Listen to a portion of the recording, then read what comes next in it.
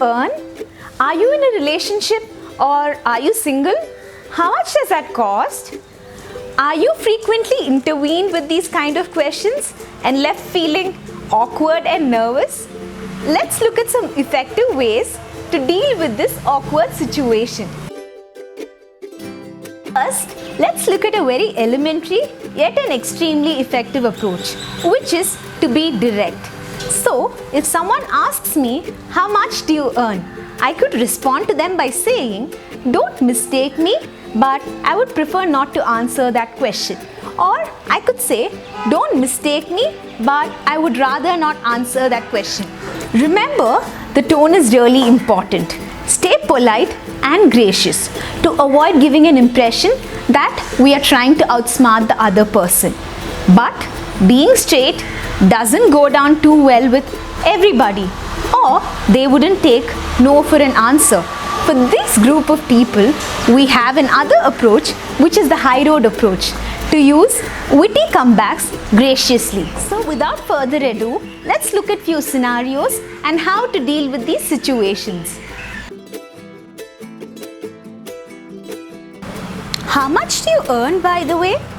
Not an impressive figure I can boast about. Or you could respond like this.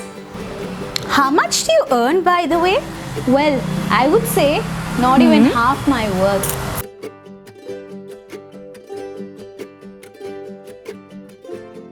Are you in a relationship? Yes, I am in a serious relationship with food. You didn't know? Are you single? No, I'm double.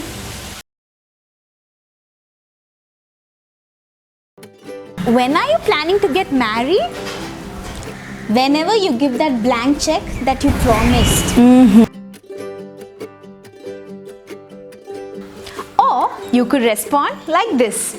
When are you planning to get married? So, as per my astrological chart, the 74th minute after the next lunar cycle.